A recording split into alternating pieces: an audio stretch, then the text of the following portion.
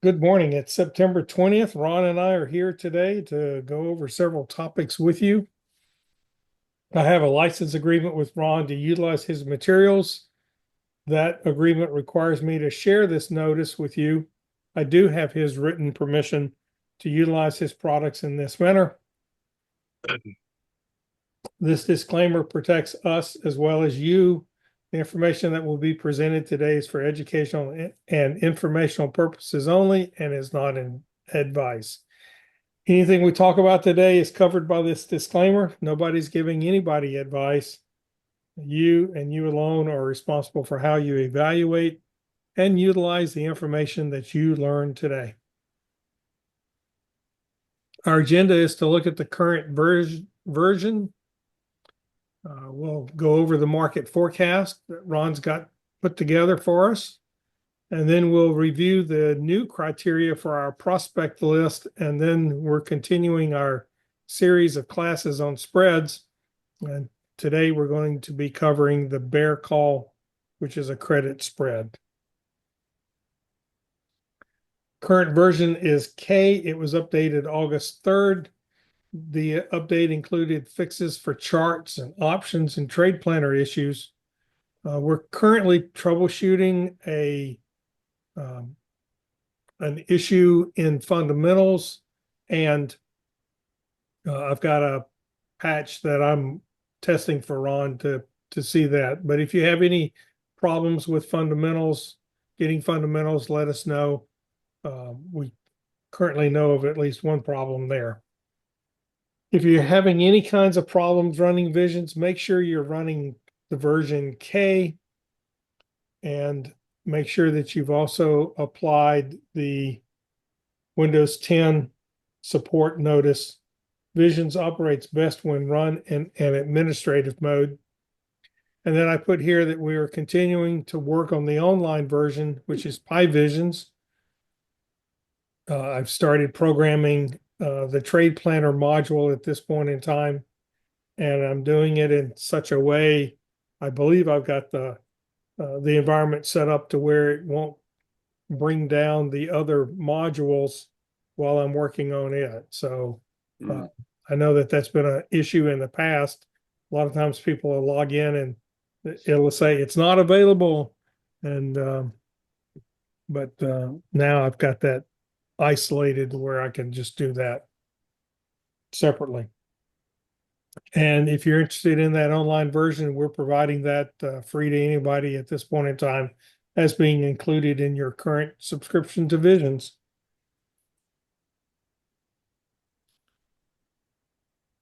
I guess I got a little extra there on the button. So at this point, let's go to the market forecast. Ron, your turn. Okay, let's take a look at the update here. September 19th. Oh, excuse me. So first of all, again, here's where we start at the year, selecting our factors. Interest rates flat, and wow, they've been flat. Went up a little bit, still flat, I think. Unemployment rate up, which is probably pretty close. It's been flat, but maybe it's creeping up a little bit. Price of oil down, yes. GDP growth rate flat. They're anticipating it going up, but until we see something, I think flat is a good factor that we selected. U.S. dollar stronger. It might be flat or weaker, so we'll check that one out. It's the first year of the presidential term. Consumer sentiment flat, and then our Sedgwick chart C to A to B. And that gave us a forecast of about a 21.6% increase for the year, which is significant. If you think about it, that's a significant increase. And if we look at where are we, year-to-date actual, except for that April-May downturn or forecast, it is tracking our forecast of where we're going to be by the end of the year. So we're in the middle of September, and the actual is a little bit above the forecast. The forecast, though, is going out to November with a big upturn in November. And then flat for the rest of end of November and all of December. So we got one little leg up yet, and that's what the forecast says. And the actual is, we'll see, is that going to be ahead of the forecast? It's possible. It is right now. But let's look at another factor now. If we change one, oil flat. We say oil is flat. The forecast goes down, right? If I said oil down would push it up. So if oil is flat, which it's kind of been, it's going to bring down the gains from our 21 to about 18%, which is still good, excellent. We got that for the year. That would be super. So oil flat will lower it a little bit, and it's bouncing around that $60 mark. We'll see what happens if with going on with Russia. If the sanctions go on and Russia won't be able to sell oil, especially to the EU. Here we have the EU trying to fight, and they're not honoring the fact that to squeeze Russia, they got to buy oil from somewhere else. So we'll see what happens there. But oil flat reduces our octane, which is still good though. And the other factor, I think, if you select on the next one, Tommy, yeah, weaker dollar. Okay, we said stronger. Here we're saying weaker. That brings the forecast up. So if the dollar does weaken here and stay at that level, then the forecast would be 25% gain. And you can see that at least right now, the actual and the forecast would be really, really riding the same curve, very close if we change those two items. But I still think it's important to realize that what we selected is still very valid. And the key is there's a significant upturn in the market for the year. The real question will be what happens, here in the beginning of November and going into the end of the year. And here's outlook on the S&P 500. It supports our forecast. We have a little downturn at the beginning during October and into November, and then the upturn. So this is kind of validating the forecast going forward now in time for the next 2.5 months, 3 months, October, November, December. So we're going to end the year above 7,000.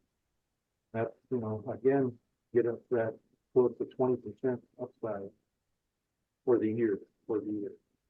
Now there could be a catastrophic event, could make this all change, but unless something really bad happens, I think for the rest of the year we're on a continuous upward trend.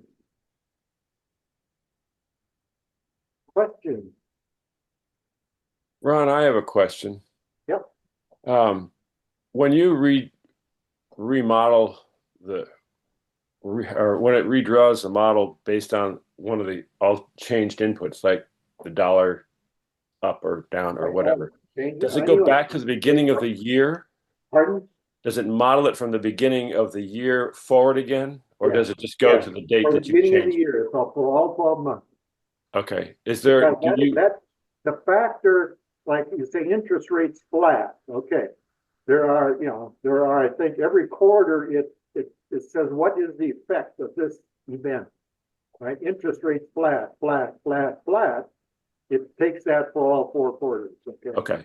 So the key is that's why sometimes the forecast, if you change those the way at the beginning of the year, it might have a big upturn. Okay, because interest rates were down and oil was down, which affect the market to go up, because those are positive market factors. And so that's why you have to do it. We're not trying to change our January selection. I mean, a lot of economists, they forecast every month. Well, that's really not a forecast. They change their numbers because they're out of date, right? They didn't do a good enough job up front to say what might happen. So we don't, I don't like to change the forecast. I'd rather, say, here's fixed. Now what's happening against that? And if that is a change in what's happening in the environment, then how does that affect the forecast? So we can see that yeah, flat interest rates, is a positive. Right. And that's why, there's a lot of pressure on the Fed to lower them faster. Hmm. We're saying he's late. Late Powell, right? Should have done a half a point. And then decide, okay, the next time be a half or a quarter. So, but I think they're just gonna muddle along, probably a quarter each time. There's two more this year. And it's gonna be a, very slow, slow grind, I guess. I don't know. I was curious to know what would happen if so you're doing this quarterly. So say the Fed, I mean, one of the governors wanted to drop it a half point. So say something like that happened, would you be able to model it from this point looking forward rather than changing the first? No, the model doesn't allow us to do that. That would be a big refinement, I guess, in the model, saying, okay, first three quarters, use the current factors and now adjust Yeah. 3 months with new factors. That would be a little bit more difficult. Yeah. That's not in the model. No. Something to think about, but I think if you look even for the whole year, what is the impact? Because at the end of the year, you're going to say, okay, what happened? Interest rates were up, flat, or down, right? You pick one at the end of the year to say, okay, here's Mhm. where we ended up. If we use those factors, what is the result? Right? Right. I think Right. that, So you make your correction any corrections at the end at the end of the year, yeah, we update, we'll update 2025 because we have 2024 showing. We're showing 2024 as what actually happened because that affects going forward. Right. Right. The market is really down, okay, because you had a bad last half of the year, right? Then you're going to see that in the forecast, and it's going to say, oh, okay, recovery would have it go up. Okay. Right. So, Yeah. yeah. So you got to do. You're starting out with actuals for 24, and then the forecast for 25. Yeah. So that's an impact. That's why I like to hold the forecast for the year fixed, and then see what variables are changing over time, and what's the impact if you put that in the model.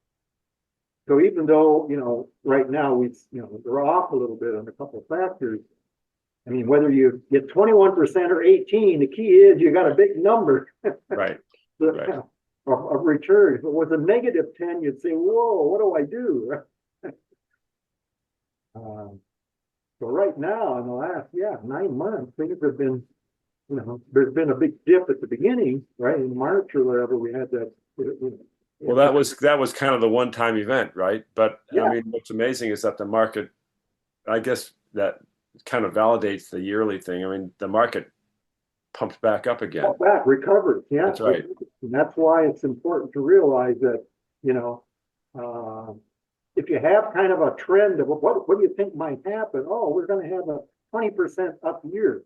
Okay. And you have, things that cause it to go down. You say, well, based on the economic factors, it should go back up, which it has. Okay. Right. So the only thing going forward is, what are the factors that are going to affect the market right now, right? Earnings have been out for, third quarter. So now what is the impact going forward? What can cause something really bad to happen? Well, I think it's probably related to political, or economic, or world events, okay? China takes over Taiwan. That would be a significant impact, okay? But then you have a whole lot of very highly intelligent people in all their models, and they're looking at the same overriding factors. So it will, that's why I think it did come back so fast after the Liberation Day, so-called Liberation Day, because the same people were looking at the same information and they're coming to the same conclusion and they're acting accordingly. Yeah. So it's hard to forecast, world events, okay? Right. Interest rates and price of oil and, so forth, you can kind of figure out, but when you get these, other events, it's impossible. And so, I don't know, some people said, he said I should put a factor in there, world at war, or, a war event. Highly Warmongers. probable of none, or Yeah. but that's kind of hard to do. Yeah. That's enough. So Thanks. yep. I've been watching this roller coaster since the 80s. It just, it's an up and down world. Yeah. Yeah. That's what happens when you get too many gray whiskers. Yeah.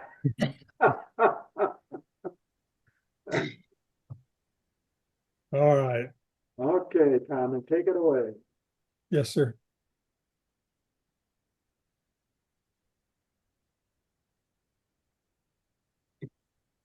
All right. So the next portion was to talk about our fundamentals refresh, go over the criteria for our prospect list.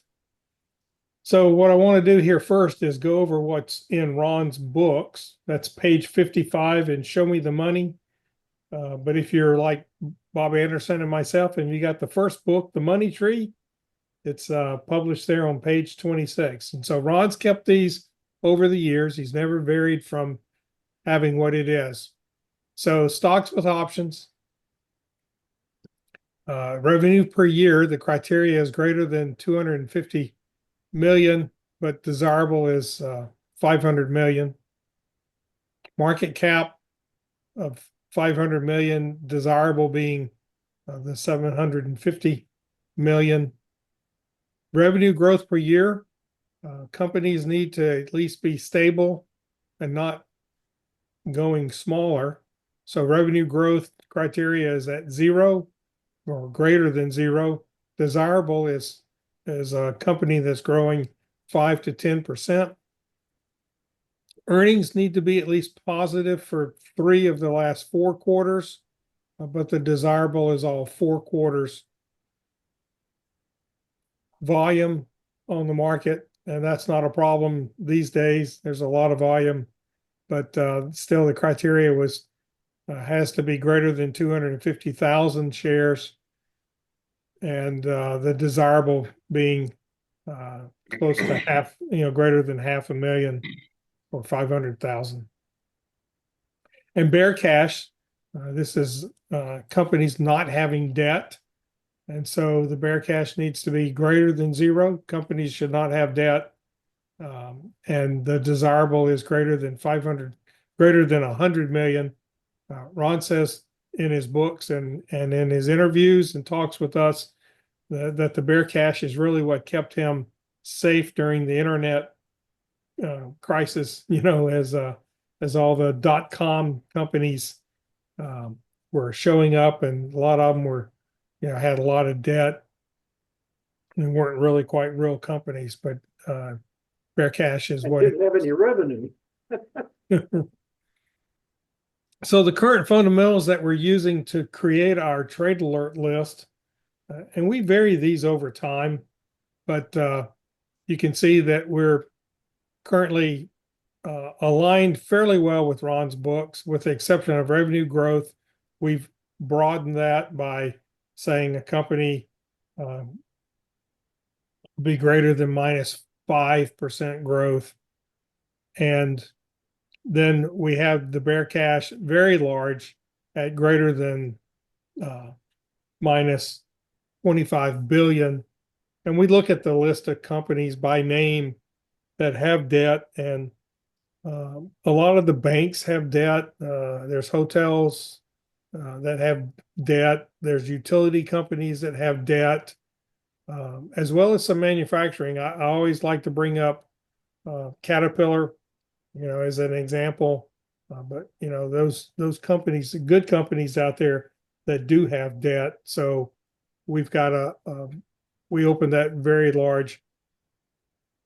And then everything above that is what's in the books. Then for the trade alert, we limit our prospects to being less than $125 a share. They have to have weekly filters, weekly options, and then just as a personal preference, to take out foreign companies, tobacco, REITs. And then we add into that list ETFs that have weekly options and are less than $125 a share.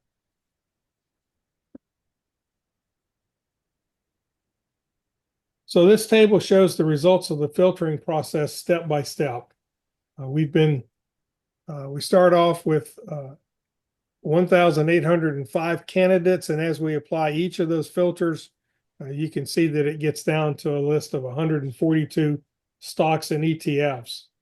In determining when to reevaluate our prospect list, the first thing we do is we take this list and we apply the same criteria to it.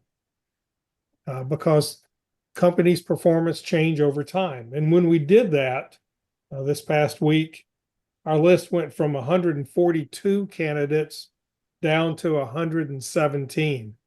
Wow. So not a big drop, but nevertheless, you can see that the breadth of stocks meeting the criteria has decreased. And this primarily turned out to be in the stocks. There was a fairly good group of stocks that moved up in price to over $125 a share. And in close second was the revenue growth, with several companies having lost their revenue and suddenly growing. Their growth was actually greater in a negative way than 5%. So they were actually shrinking in theirs. So clearly we felt like this was time to update the criteria and the prospect list. So we had no proposed changes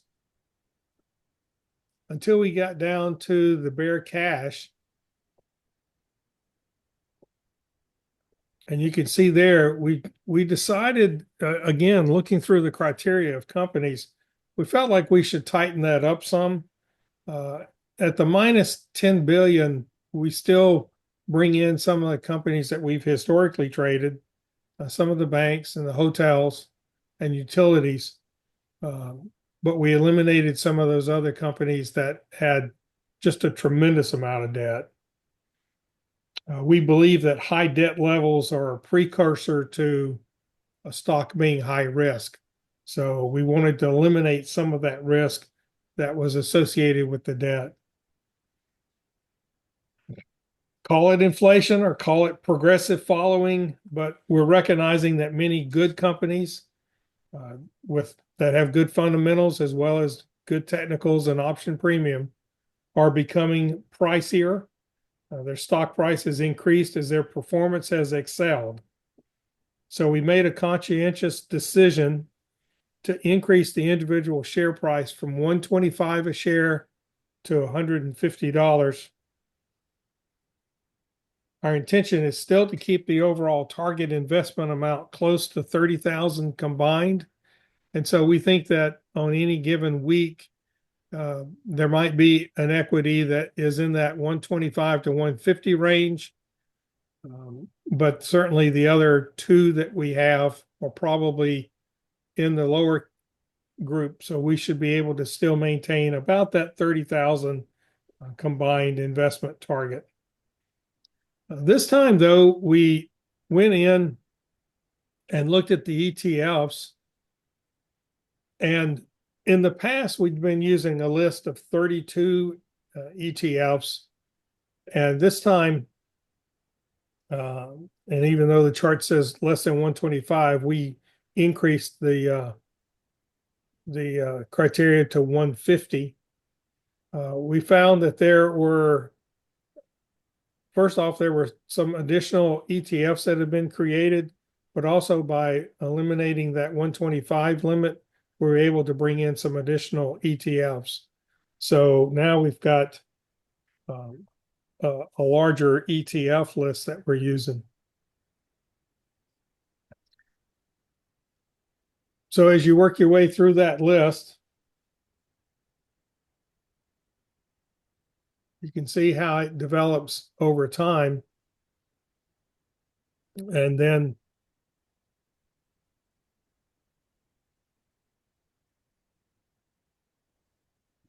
we've got a list now of 158 candidates in our list.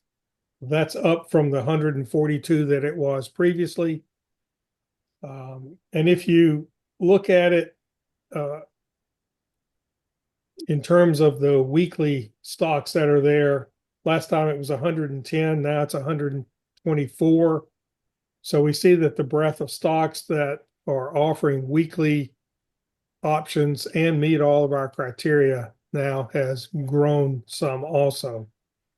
So we think again, a larger pool of candidates, but in essence, the criteria, which is those factors which are above that solid black line, those are still fairly strong and good.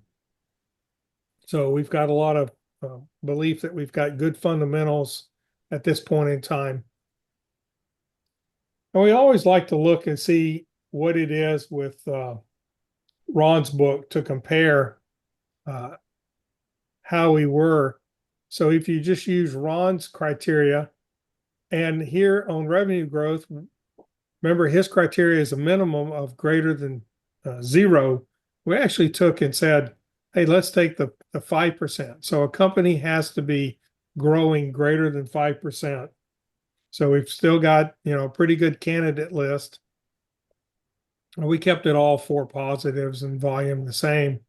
But then here, the bare cash, remember, that's going to take out some of the companies. But the requirement to have, no debt, you still get a fairly good list, 302 stocks that are out there.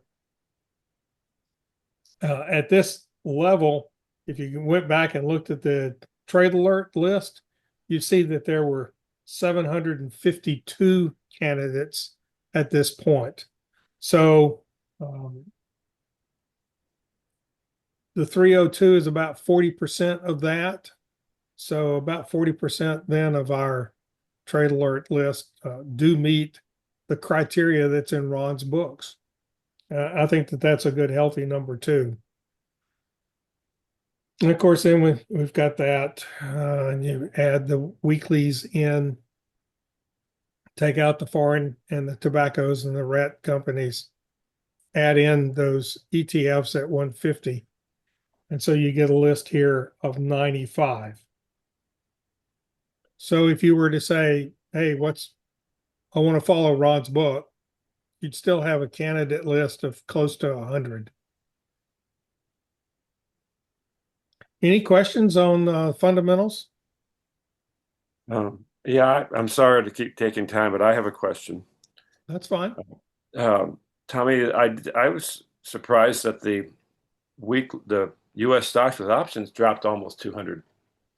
Started out at over 1,800 and came in at over 1,600 in the revised list.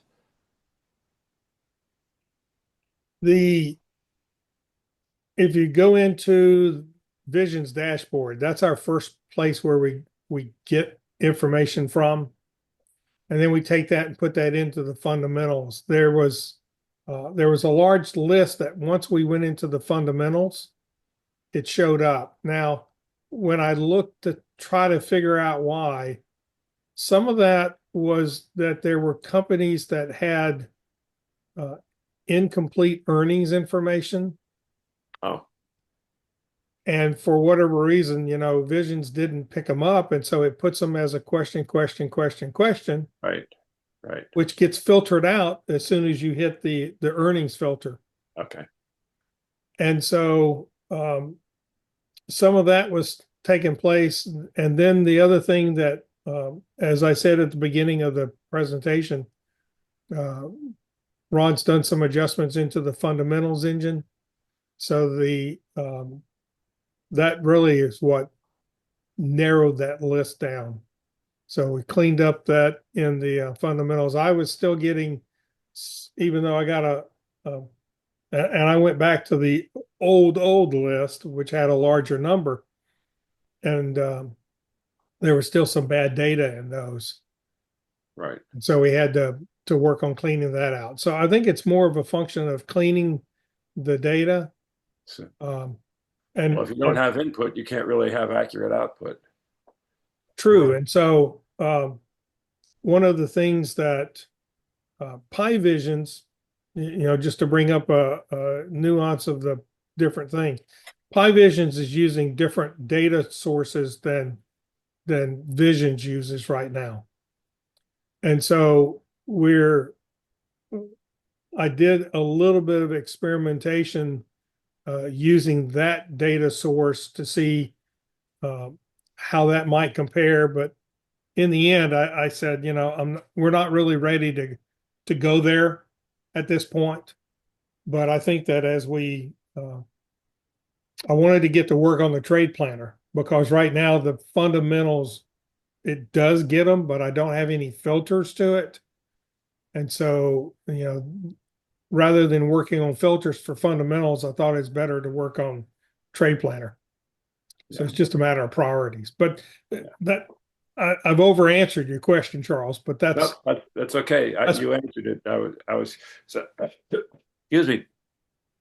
So there is a filter being applied.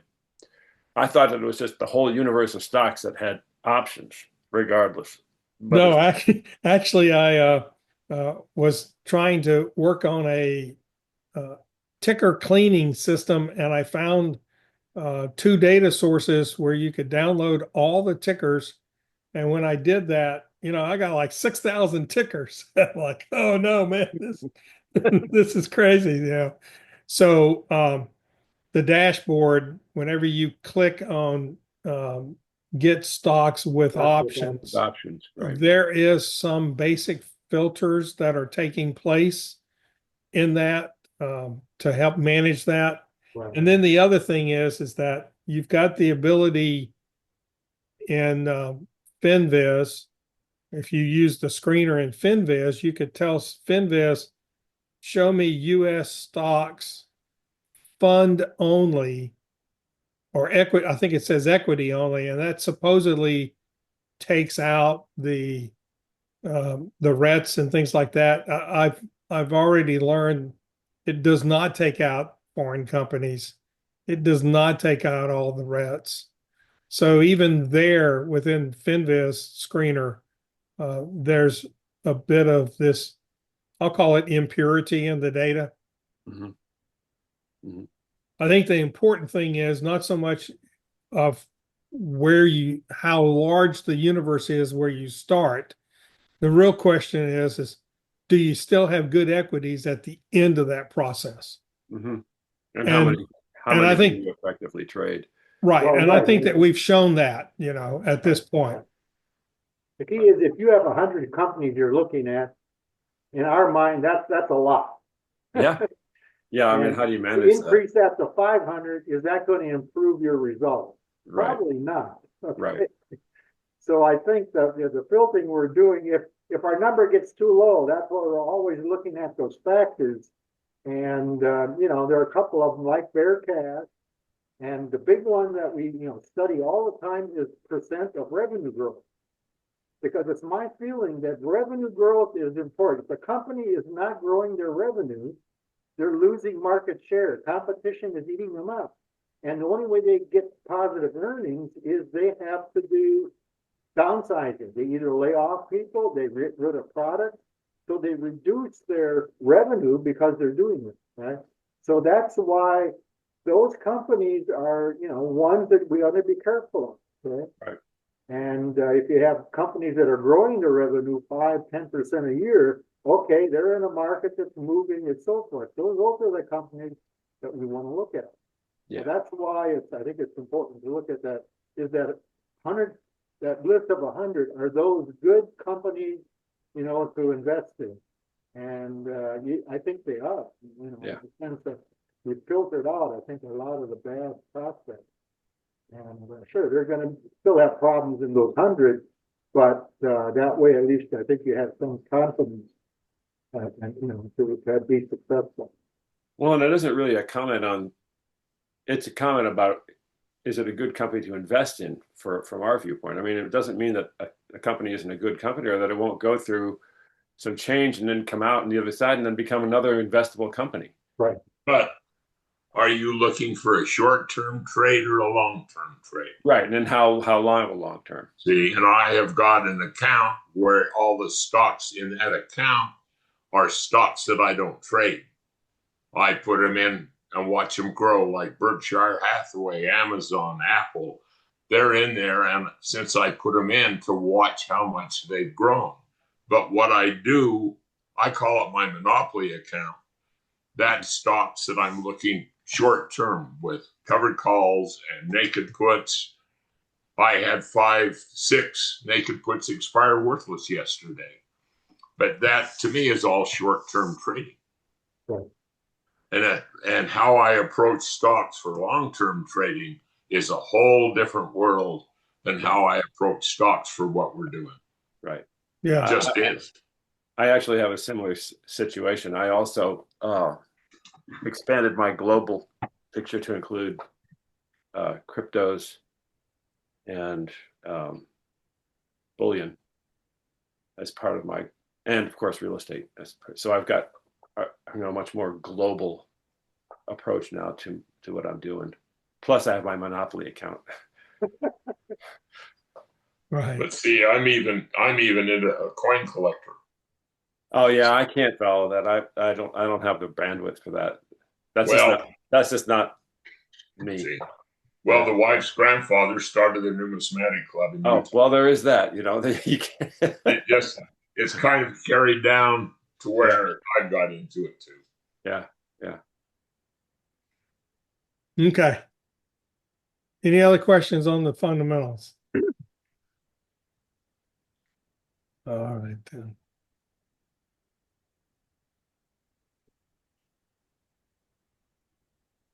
Let's see. I guess we'll have to go back through some of these slides.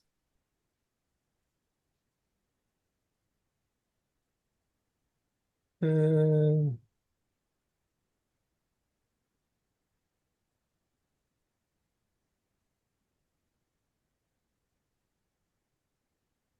then there it is with Ron's book. Yeah, so I mean, we've got the potential. We could still, if we thought the list was too large, we could always, apply Ron's book criteria, and we could lower that list to 95, like Ron was saying. You don't want, 100's a lot, but of course, then you've got quite a few of those being ETFs. Right. But still, you're looking at 50 stocks if you applied Ron's criteria. And of course, that's even with revenue growth being greater than 0, being at 5%. 5%. And having a tighter earnings at all 4 positive. So Right. I think we could, you could make the argument that maybe we ought to tighten up the fundamentals a little bit more, but I think we'll go along here, finish up the year with it being a little bit wider. And of course, then as you get through the quarterly reports, then all these numbers tend to change. So it's not something that, changes just overnight. It's something that happens through the quarterly reports. All right, class on bear call credit spreads. Go through this kind of like we did last month, looking at a bear call spread that earns the maximum profit when the price of the underlying is below the strike price of the short call. In other words, you don't think that an equity is going to go higher in price than that strike price of the call that's sold. Ideally, this is used when you have a forecast of neutral to bearish price action. So if you think the market's going to pull back, you switch over to these bear call spreads. It's made entirely of call options, and you keep the same number of contracts for each. That's why it says a 1-to-1 ratio. Purchase a call with a higher strike price, and then you sell one with the lower strike. So that call that you purchased at the higher strike provides your protection. You establish this at a net credit. That's because the lower strike call is always going to have a larger premium than that higher strike call. So keeping Marvel as the stock example that we used last month, using it again here. Friday it closed at 74.26. You could sell the go out a month, sell the October 17.85 call, and then you buy the 95 strike call for 40 cents. You get $1.21 for selling the 85 call. So your net credit's going to be 81 cents. No commissions included in these calculations, but obviously you've got to take that into account. So in the example, if you initiate this, it's not 70.65. I needed to change that. That's the 95.85. You have the right to buy Marvel at 95, and then you have an obligation to sell it at 85 if it's assigned. So you've got to monitor this position. Just can't forget about it. Max profit is limited. It occurs when the underlying is at or below that lower strike price. And so the credit received, as we went through those calculations earlier, is 81 cents. The break-even point is the lower strike plus the credit received. So in this example, the break-even is going to be $85.81. And the max loss, again, is also limited because of the put that the call that you purchased. And that the max loss is going to occur when the underlying is at or above that higher strike price.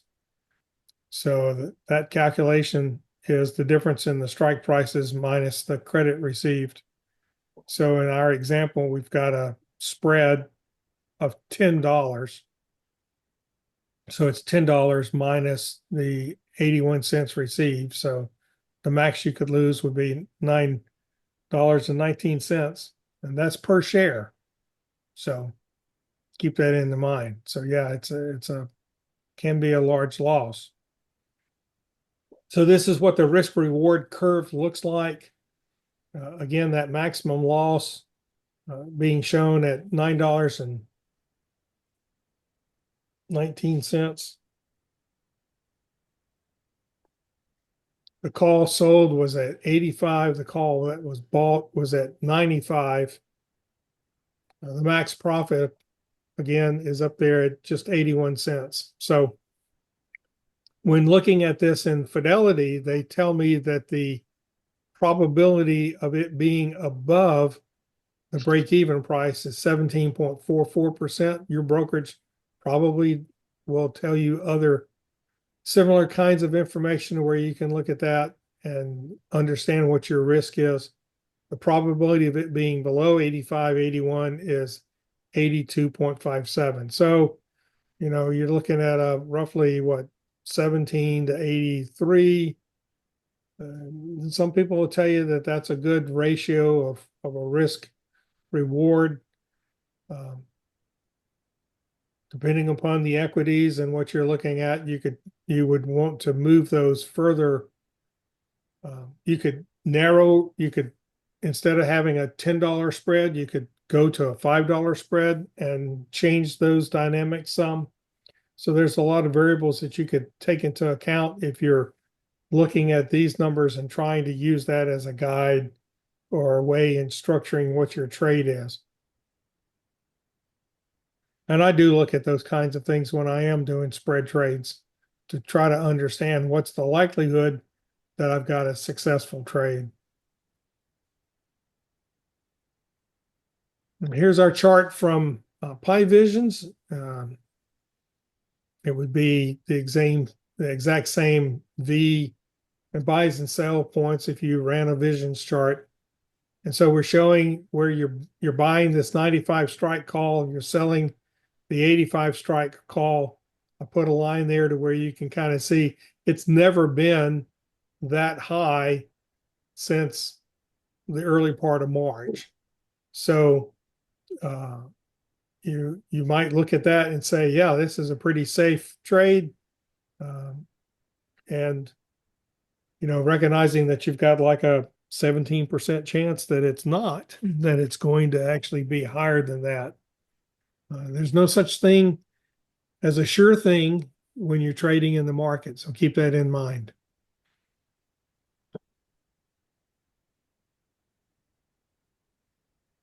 The setup using Trade Planner. You can see here that I've got the first two rows as buy a call and sell a call. I'm doing 100 shares, so it's just one contract. The funds to invest over on the right-hand side is shown as 1,000. That's the $10 spread in strike price, 95 and 85, times the number of shares, which is 100. So 10 times 100 is 1,000. You can see down below that I used the bid and the ask prices as opposed to the midpoints. And so that way it would come out and match out correctly. So that's what it looks like if you were to do a month. You can always turn around and do a week trade, a 1 week trade, in which case you could still keep that $10 spread, but you'd have to adjust your strike prices to 91 and 81. And yet you could still make a fairly nice return, 4.6% on the $1,000 by trading a spread. And that's the thing that a lot of educational people and trade following services talk about, and that is spreads are so good because you can limit the capital and you can make a better return on your capital than if you were to just buy a stock and sell a call against it, because that's very capital intensive. Whereas here it's not as capital intensive. You're dealing with contracts as surrogates for stocks. So you've got a different price structure, and you can obviously make a better percent return on your investment.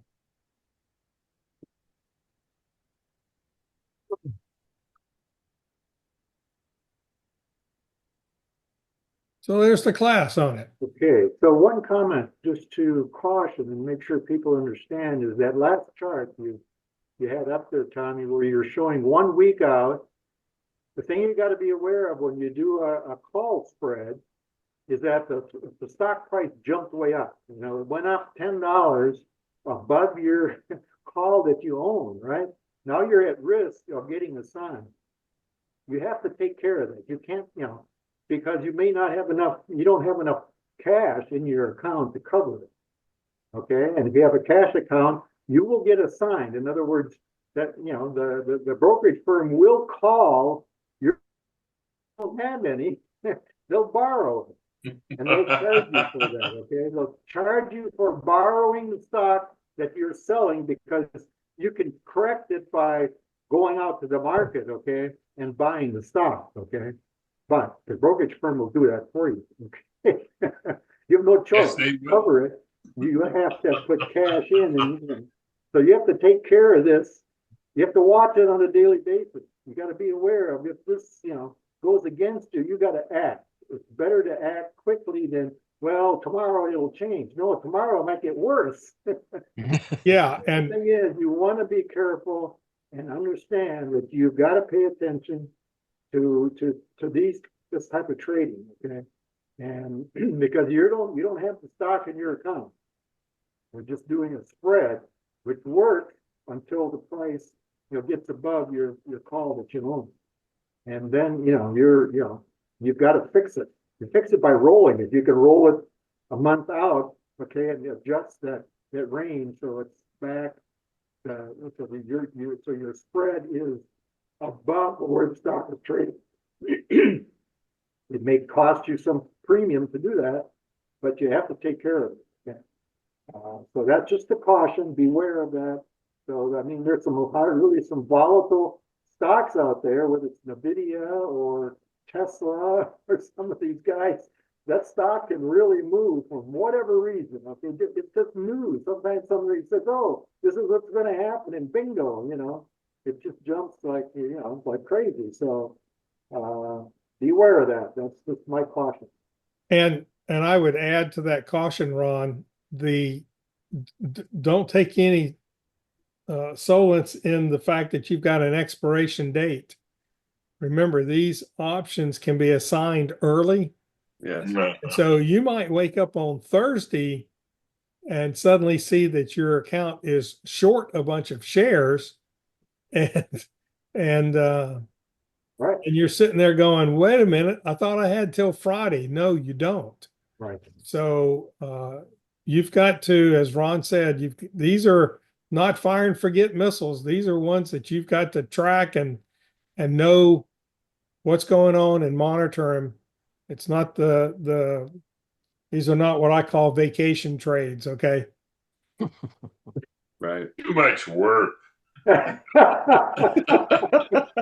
Yeah. I give that up 20 years ago. Yeah. Probably the first time it happened, right? Yeah. Yeah. It only takes one of those early assignments on calls like that to suddenly go, okay, Okay. let's rethink these spreads. Okay. Right. And it works on the put side too, like you had last week. Okay. They're gonna Well, put you the yeah, stock, and then you same gotta thing with puts. borrow But the money to buy it. Okay. You're buying the stock on the put side. if you trade debit spreads, though, you can have a little bit more control over that process. And so I know one particular service that what they basically were teaching was don't sell credit spreads. What you want to do is you want to buy spreads. Debit. Well, So you want to be paying debits, and then you're seeking to recoup your money that you've spent, as opposed to the opposite, which is you getting paid up front and then trying to keep what you have been given. Different mindset and different controls in different ways. So I would say if you're going to start trading spreads, then you want to find the one that works with your brain the best, and it be that credit or be that debit. And then, like we said last month, and Ron was alluding to now, I like to close them. I close them. You don't want any risk going into the end of the expiration. You know, pay the few dollars back. Let the market maker have his take. Any questions? All right. Well, we've taken up just almost the hour, but I think we had some good topics. Next month, we'll talk about how you can combine the put credit spreads and the call credit spreads into an iron condor, where you're trying to bracket both sides, the downside and the upside. And then from within that, you can, like, have in parentheses, have a pile of money that you're protecting. And It's a lot of work. Ron's been doing that. Yes. As I told Ron, I says, it's not so much putting Iron Condor on. In fact, I've already written a program that helps me figure some of that out. You know, the real challenge is adjusting them if you're wrong either on the downside or on the upside. And that's a whole new technique. But Ron's been trading iron condors for quite some time. He'll have a couple of examples, I'm sure. I'll let him feed that information to us. Okay. If you have any questions about Pi Visions that you want to, I know a couple of y'all are using it. If you'd like any topics on that to be taught, we'll be glad to add that to the potential candidate list of things to discuss. And again, if you have any questions over using Visions, that's what this meeting's for, is for us to help answer those questions, as well as to give you good techniques for utilizing the software so that you can be profitable with it. thanks again for being here, and we'll see you next month. Everyone have a Thanks. wonderful month coming Really up. appreciate All it. right. Thanks. Take Have a care. good month. Take care. Bye-bye. Bye bye.